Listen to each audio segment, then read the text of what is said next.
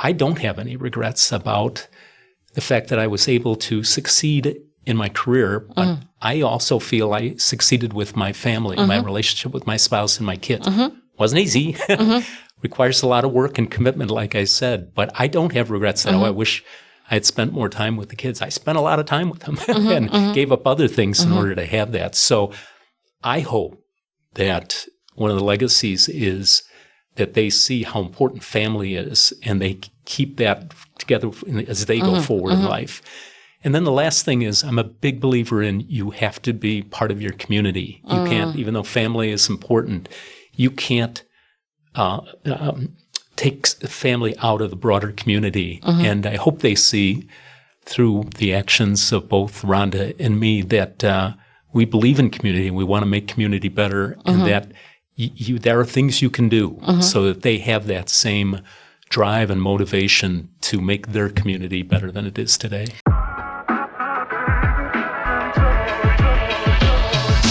Greetings and welcome to Life Empowered Living with your host, Celeste Cuffie of Life Empowered Consulting Services, where our mission is to reach, empower, and motivate others to access and utilize their God-given, their natural, their inherent talents and skills, building better families, communities, and companies worldwide. I am so glad you are here with me on today. And not only am I glad that you're here today, but I'm also glad to have this amazing host, this amazing guest, as well as colleague, Greg Oberland. Welcome, Greg. Oh, thanks, Celeste. It's great to be with you today. Listen, as I prepare for these podcasts, I jot a list, like almost a year in advance of people that I want to come and be a part of this podcast. And you were one of the people. And so I just wanted to say thank you again and welcome. Oh, thank you for that. It's nice to be wanted. So now let me tell you why. You and I got a chance to work together closely last year when we were working with Greater Milwaukee Foundation. Right. And while you were not a loud voice, you were a very influential voice. How did you get to that point? That's a very good question. So I think part of it is the amount of time, the amount of opportunity you have to interact with other people in the community. So I as you know, I was very fortunate to have a 36-year career at Northwestern Mutual. And that career being with a large company, also interacting with other businesses within the community, being on other nonprofit boards, I got a chance to interact with a lot of individuals. And I think it's a combination of relationships with people that you form, and then they want to hear your voice because they've had experience with you. And then also the gained experiences just from dealing with issue after issue after issue in all sorts of areas. I think it gives you kind of a wonderful background to be able to draw on. So when you're in those meetings and a certain issue arises, you can draw on relationships, experiences, and so forth to hopefully offer some value to the discussion. Now, one thing that I find very interesting, and this is just me, is that I watch a lot of law shows. Okay. And when I'm watching the legal shows, there's just this, pomp and circumstance, this braggadociousness about the lawyers. But you have such a pace and a rhythm and a calmness, which seems, completely opposite of what typical lawyers are like. How did you even decide, or when did you decide that law was the place that you were going to pursue, especially with your temperament? Okay. So I have to say that when I was growing up, I watched a lot of legal shows as well. As a matter of fact, I have very fond memories of being in the family room with my father watching episodes of Perry Mason and then other movies where law was involved. And so I was attracted to that profession from a young age, and I kind of saw myself as a trial lawyer. And when I was in law school, I actually did some moot court competitions and did actually quite well in it. But I have to confess, there was part of me that realized that the nature of who I am, I'm not inclined to be an aggressive type personality that my opinion has to win the day. So it helped me kind of sort out my path in life a little bit. I like the law, so I had the legal background. It was very, very helpful to me in my career. But I realized at some point that wasn't going to do it for me. And so was very fortunate to get into business leadership. And even though I went into it a little bit with some trepidation, it was within weeks of being on the business side and actually leading people that I knew, oh my gosh, this is exactly where I want to be. Because I believe in that role, I could really be truly who I am. I didn't have to present a facade or so forth or a certain type of personality. And I could lead the way I wanted to lead authentically. And I consider myself very lucky in that regard to have found that kind of career path and to be able to utilize my skills that way. And so what I hear you saying is that you did a little bit of trial and error to figure out what worked for you, right? When you think about today, and there are so many, it feels like so many more things that people can do. How did you narrow it down to this is it versus, well, business law is good, but should I also try, famous people law? I don't remember the term for that when they are representing celebrities. There's just so many different paths. How did you get to and say, this is it? Yeah. I don't know if my answer is going to satisfy you in that regard. Because back then, I worked for 5 years as an attorney for the company. And I enjoyed what I was doing to some degree, but it just wasn't kind of doing it for me in terms of energizing me. And so I had a lot of things going through my head, trying to figure it out. But I had a mentor at Northwestern Mutual, a woman who really took an interest in me, and she saw my potential on the business side. I didn't see it myself. And so she created the opportunity for me to give it a try and experiment in that area. So I really so grateful. It speaks to the power of mentors in your lives, that they can sometimes see in you what you can't see in yourself. And that really kind of put me on a pathway that really made such a big difference. I love that. 3 of the pillars for Life Empowered Consulting is embrace, empower, and elevate, right? And so when we think about each of those, when I think about embracing, it is really being welcoming, right? And really embracing everyone, and then empowering is giving people the skills that they need. And then that elevate is, just as you talked about, creating that path or creating opportunities for people to actually leverage the skills that they have to be successful.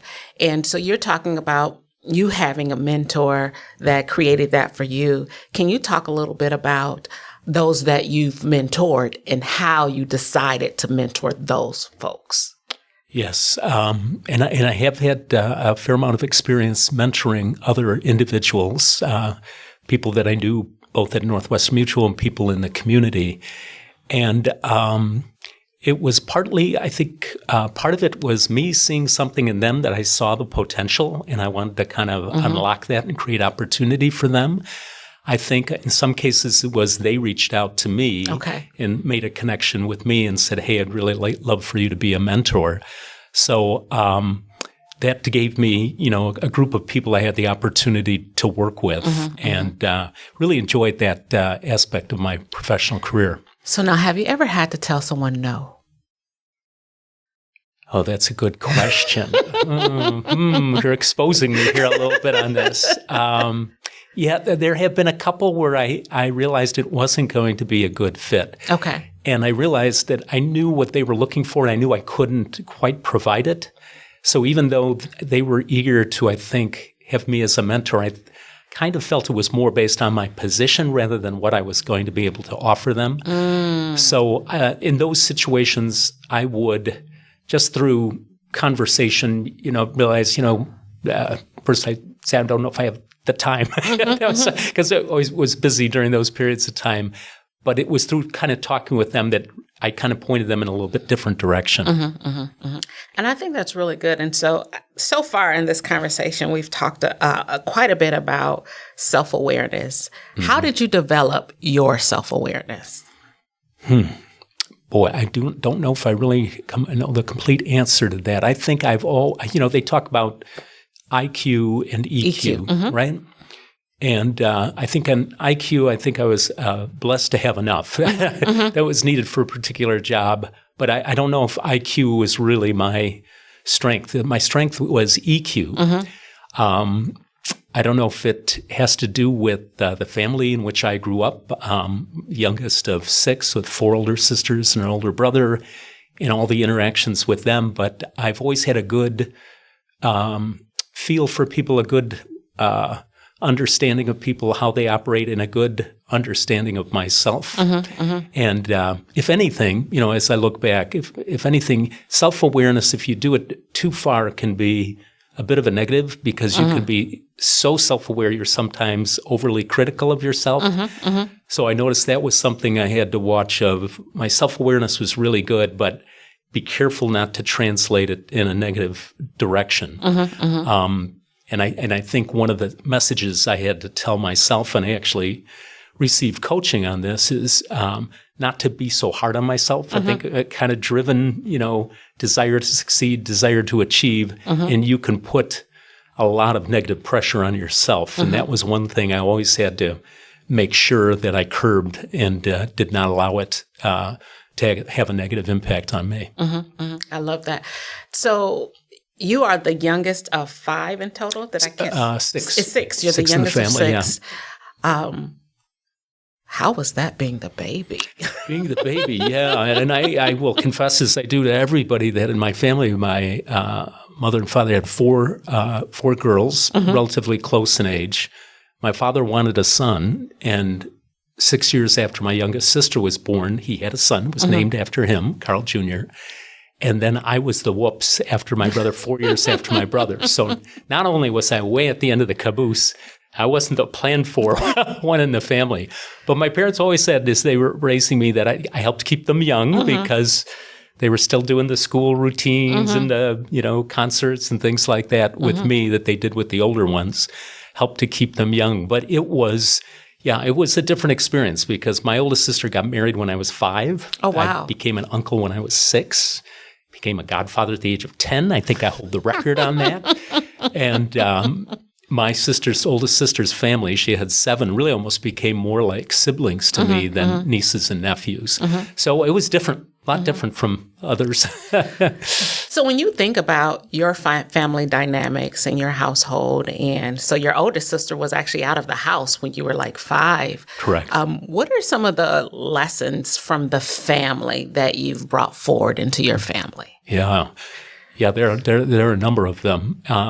I was very fortunate to be in a family that was very cohesive.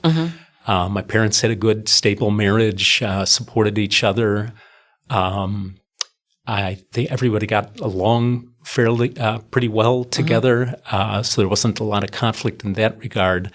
But I had the opportunity at a young age, to watch my siblings go through life experiences. Like my one sister at the local college got connected with a group of students who were from South America, and they would come over to the house. So as a young child, to see the influence of people from Bolivia and Peru and Argentina within our household was really, really impactful for me.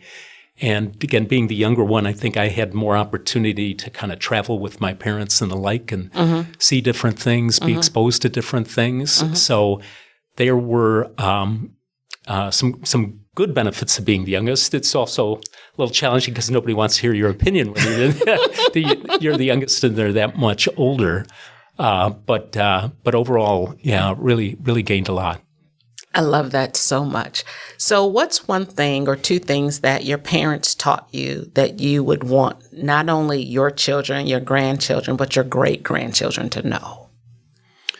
Yeah, I think number one, my parents were very much about, justice. I mean, truth and justice. They were lived their lives in such a way that it was important for the truth to be told, to live your life authentically. And as they saw different issues happening, and I grew up in Chicago, so this was during the time. It's funny, it reflected back 1968 convention in Chicago. We just had the convention, the Democratic Convention in Chicago here in 2024. There was a lot going on in that time period with the Vietnam War. Civil rights was such a big issue in this country.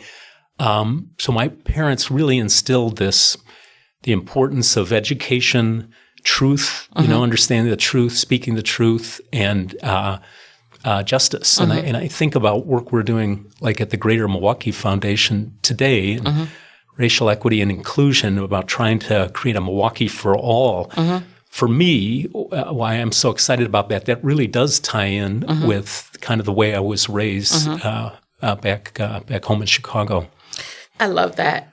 And so, one of the things that I've heard you say now a couple of times is around this authenticity. And I know for me personally, just navigating life, it feels like every space you go into, they expect you to show up a certain way. And so how have you, I don't even know if the word is strength or courage, but whatever it is, to say that this is who I am, wherever I am, and I am not shifting to feel or to be accepted, but just accept me because I still add value wherever I go. How did you get there? Yeah, so I will confess that was a journey for me, and this is why I think not only diversity but inclusion is such an important theme for me. Is that I really felt there was a period of my career where I was really working hard to fit in. The company I worked for had a strong corporate culture, but it had as I look back on it, it was kind of a white male culture. And now I fit that, fortunately, but there were aspects to that white male culture that I didn't align with. But I had to show up, and I think I struggled with this because that authenticity I talked about before, I didn't feel like I was being my true self. So there was a point where I had to basically say that I'm going to go in a more authentic direction and be vulnerable. And that's a little unnerving because you worry about what are the ramifications, how are others going to view me. But it was also very liberating as well of being able to say, you know what, I don't think exactly like some of those people do, and I don't act the way that some of those people do, and I have a different approach. But I had to go that route, and that's why, as I worked with people, and as we at Northwestern Mutual did a wonderful job with diversity, equity, and inclusion, and it continues to work on it. That notion of letting people show up authentically at work was critically important to me, and I saw the positive impacts of that, the difference it makes in people's lives, and the greater productivity you get out of your workers. I love that. Now let's talk about your career for just a moment. You were able to, which I love you, but you were able to stay at one company for 36 years. And you would have been able to stay there longer if you just wouldn't have retired, right? That's true. But I think about my career, and, Life Empowered got started because I got laid off of a job. And so within, I would probably say, a 15-year period, I was laid off of 2 jobs from 2 completely different companies at 2 completely different times. And so I think about your ability to stay at one company for such a long time. Like, can people today even realistically hope to have a lifelong career at a company? Or should they?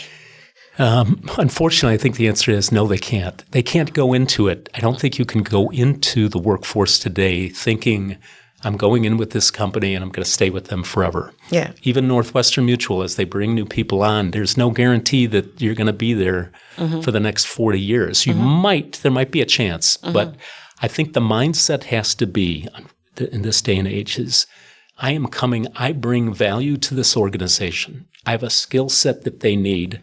I'm a good employee. I've got a good work ethic. I'm going to add value to this company. But you got to constantly be focused on building your skills because things may change. The sands may shift in that organization. They may say to you, we no longer need your talent, and you are going to have to move on to something else.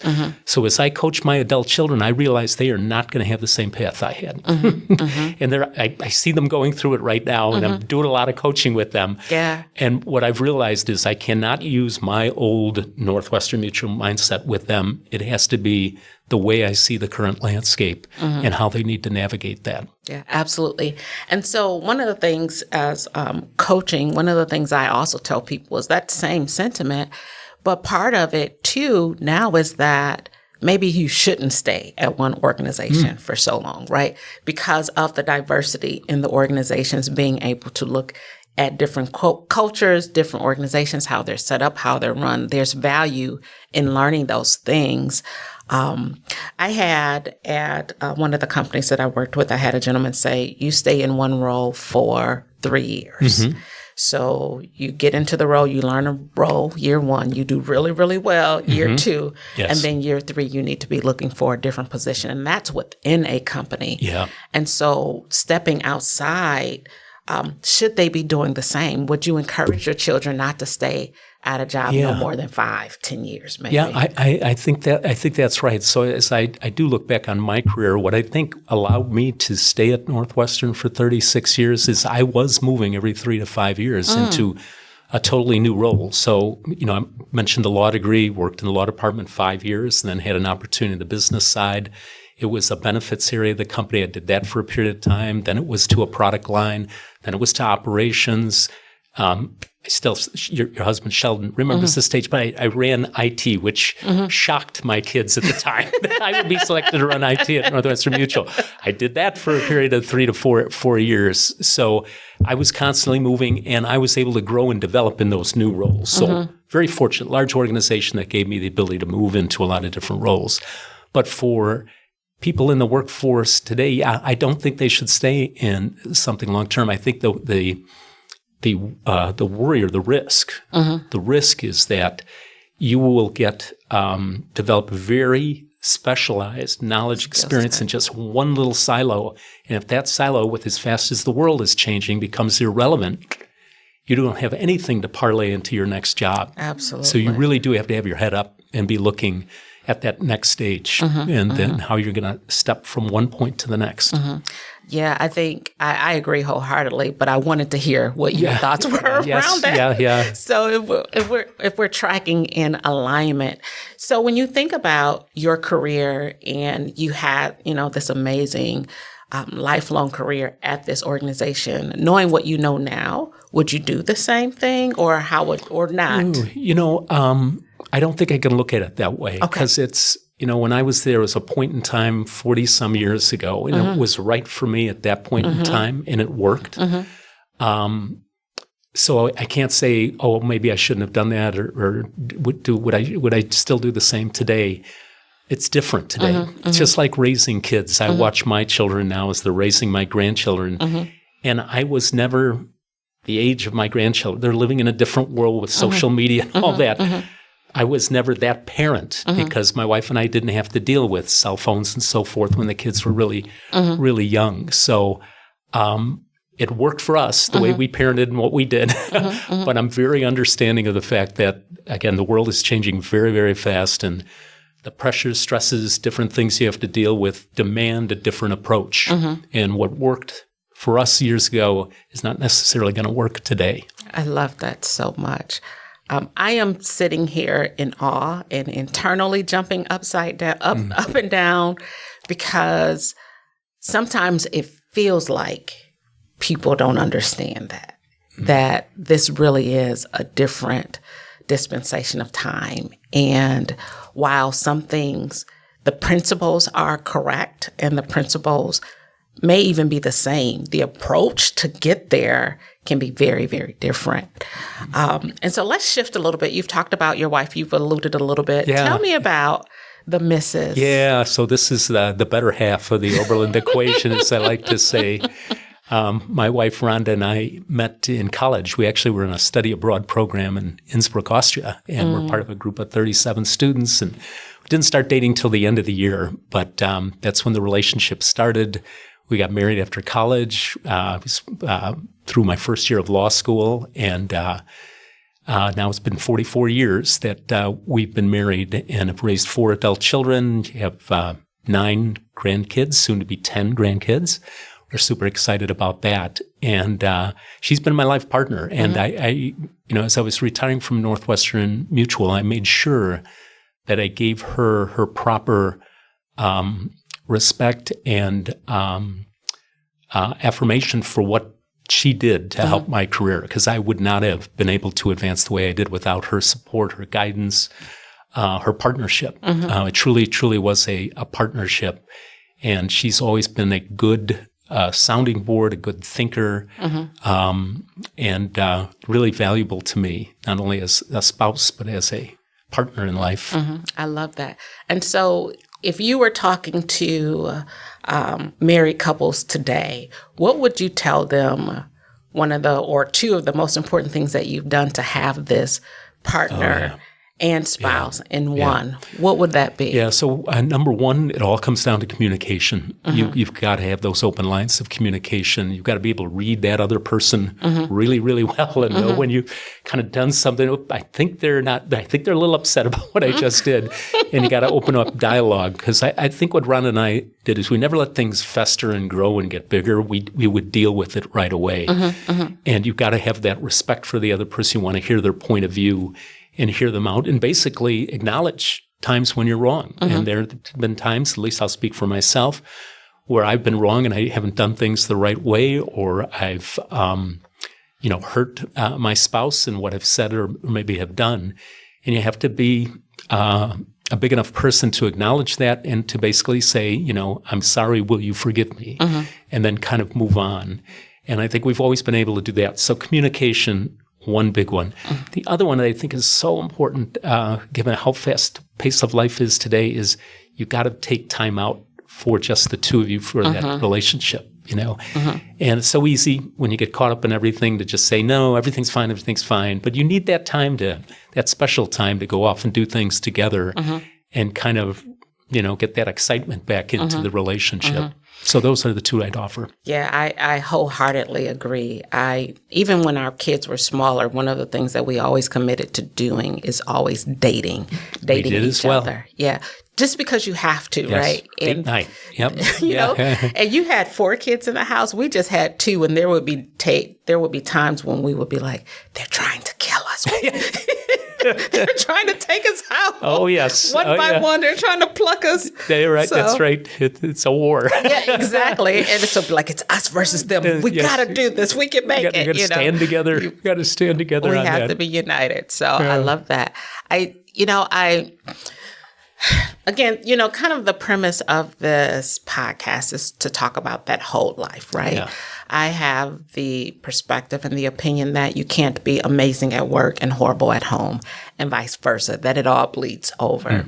And so I ask about your wife, and your family, and we've spent time talking about your career, because there's also this juggling, right? There's this roller coaster. There's some weeks I might have to put in 60 hours, and some weeks I may have to put in just 40 hours. And your wife is there, and the kids are there. And I don't know, maybe you had to miss a game because, something was going on. Sure. And how do you holistically manage, right, life as a human?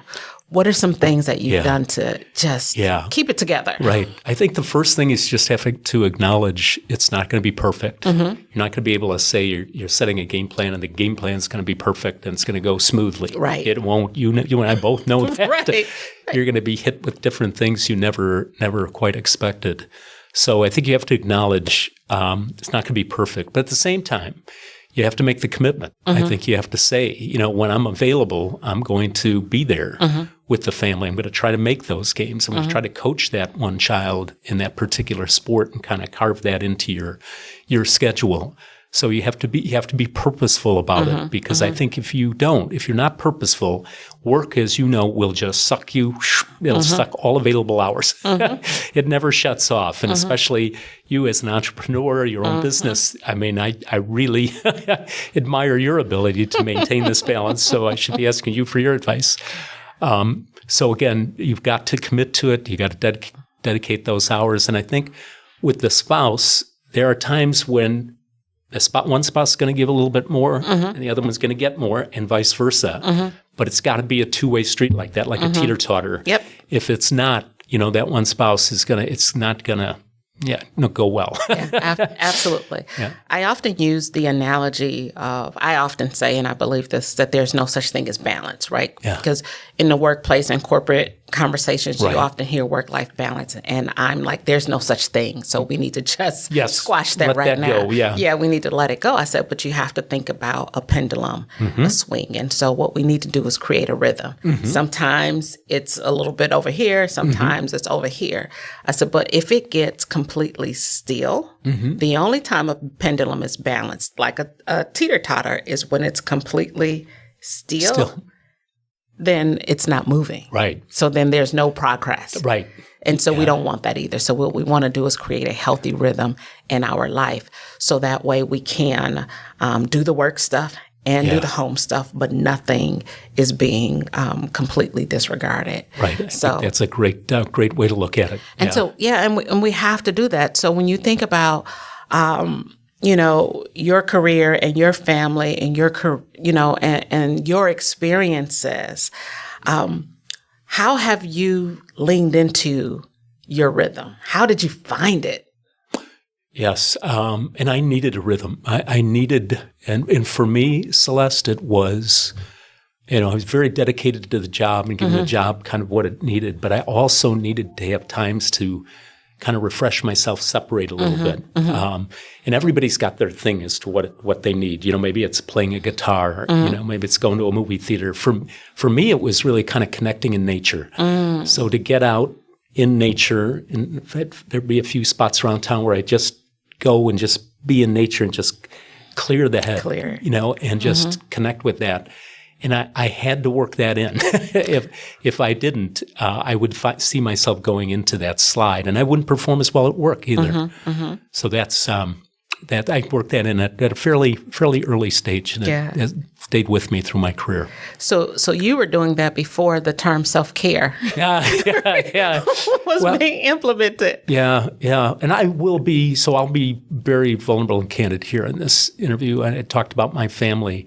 My father ran a savings loan in Chicago, and my dad, very dedicated guy, hardworking guy, and it got to a point, because there weren't a lot of people to kind of help get you through the tough times, my father ended up having a nervous breakdown in his job, and I saw that as a young child, that happening to my father. So I've always, I always know there's success, but there can be downside risks. And so I built in self-care because I saw what happened to my father. And so my father is deceased now. He's been deceased for quite a while, over 20 some years. But I thank him for that. Was a gift he gave me, is that to help me make sure I took care of myself and didn't just give it all to an organization. Yeah. One of the things, and thank you for sharing that. And one of the things that I talk about in, I think the first book that I wrote, I actually have it for you, is not the fear of failure, but the fear of success.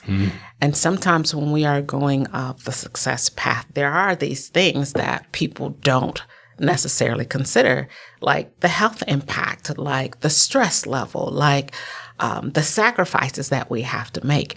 And so when you think about your path, you've done an amazing job of taking care of your family, and are there things that you wish you would have done more of as you were on your success path, just so that you can I will now, as I'm in the stage of reflecting back, I will say I wish I had spent a little bit more time on friendships, especially male friendships. For some reason, maybe it's those 4 older sisters I had. I've never had a problem with female colleagues, friends, associates, and actually have got some really wonderful female friends. On the male side, I don't know if it's the competitive thing, or what it is, but I didn't put as much emphasis on that. And so in this stage of life, it's something I'm really trying to work on, is really kind of getting back into true friendships, not for a purpose or to get me a certain spot or accomplish something, but more just for the sake of friendship, how important that is in our lives. Yeah. That is such a hot topic right now, I think, among people, of who are your friends, who's not your friends, who show up like they're your friends, but they're really, wolves in sheep's clothing. What's your process of defining what a friend is to you or what you look for in a friend? Yeah.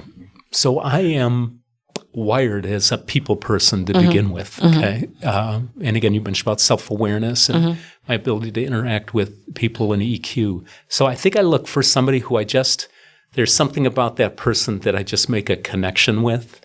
And then I think there's also got to be a values connection too. This is somebody who I think kind of shares similar values that I have. But then I've really been in this stage, really looking for, I also want to be exposed to different people who are different from who I am. They may share the same values, but their backgrounds and so forth are different. And I find that that's really makes it so much more interesting as you get deeper into that friendship to get to know those individuals. So I am selective about it. Yeah. I love that. And, I ask that because for me, early in my career, and I was sharing this earlier, fresh out of high school, I wanted to be a nurse. And in deciding that I wanted to be a nurse, I started a job as a CNA. So I was a certified nursing assistant for a few years. And I worked in a nursing home. Well, here I am, this 19, 20-year-old kid, and they put me in a hospice unit. So all of my clients, basically I was taking care of them in their last stages or phases of life.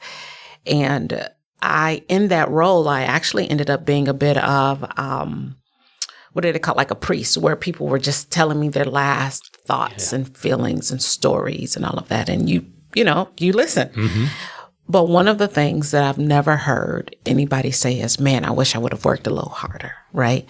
Man, I wish I would have gotten that project off the ground, or I wish I would have played the lottery one more time. It's always about family. It's always about friendship. It's always about relationships. It's always about, I wish I would have spent more time with my kids or been better to my wife or, those types of things.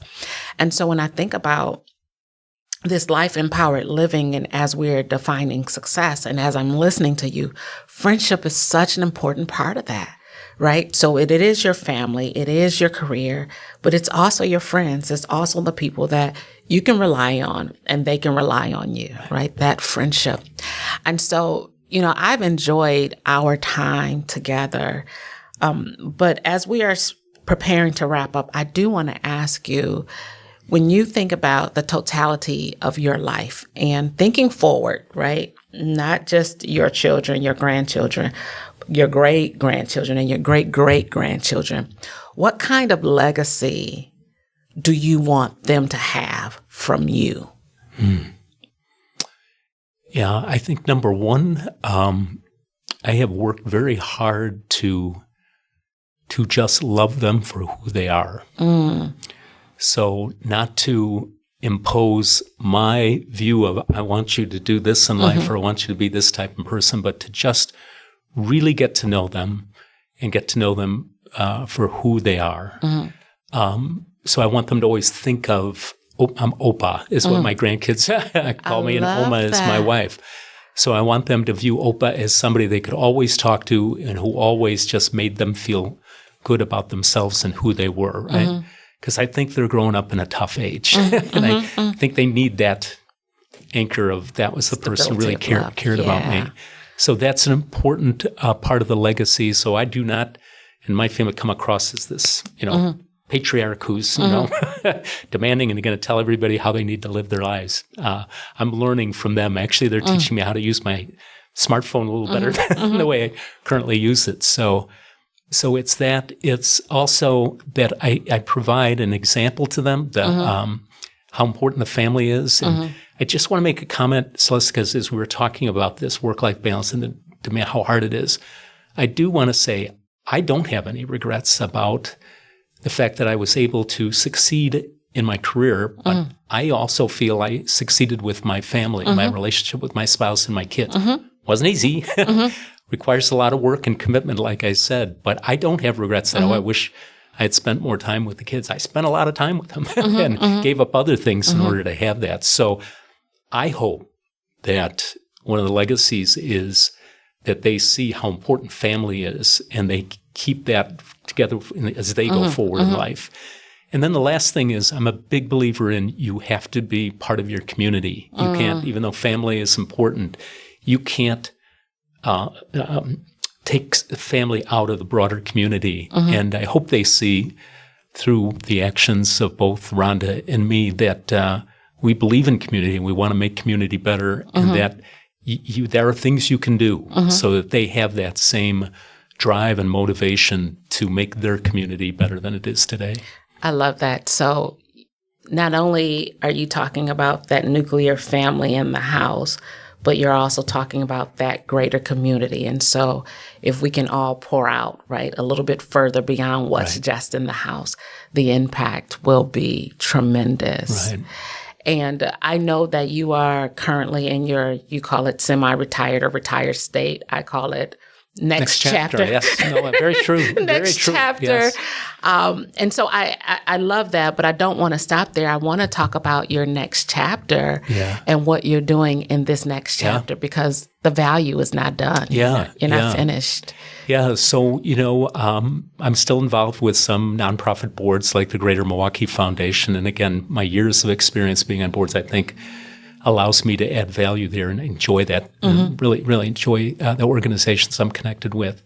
But I've also I decided to get out of my comfort zone a little bit. And I don't know if you're aware that I've gotten connected with the Eviction Defense Project at Legal Action of Wisconsin. So now I'm circling all the way back to my law degree and representing tenants in court who are facing an eviction action. And I'll tell you that experience, number one, I'm a people person, so that what's going on in the courtroom and the people it's just feeding me greatly in that regard. Fascinating, I'm sure. Fascinating, definitely fascinating. But also you see the difference it makes for a person to have legal representation when they're in this kind of courtroom situation. So I feel that, helping out someone and trying to do the best I can to get them a good result. And but again, it got me out of my comfort zone a little bit, but it's helped me really connect with, I think, what is an important issue in the city of Milwaukee, and that's housing, right? Affordable, stable housing. And my goal as I work with these people, I always ask them, what are you trying to achieve? And then work, and typically it's they need to stay in their place of living a little bit longer or have time to find maybe something else. But it's really working to help them find the result that works for that person and their family. That is just amazing. And then I think I'll try to end for real on this question, but one of the things that I've heard you kind of say, and we've not emphatically called it out, is about your faith. So you've said a couple times, I'm blessed to this, I'm blessed for that. And so can you share a little bit about your faith journey as well? Yeah, it's definitely been a journey for me. For you and I both, the anchor is the faith, right? Yeah, right. And so it's important that we hold on to that as we are embracing, empowering, and elevating those that are around us. And so thank you. Thank you so much, Greg, for this time. Thank you for your vulnerability. Thank you for sharing.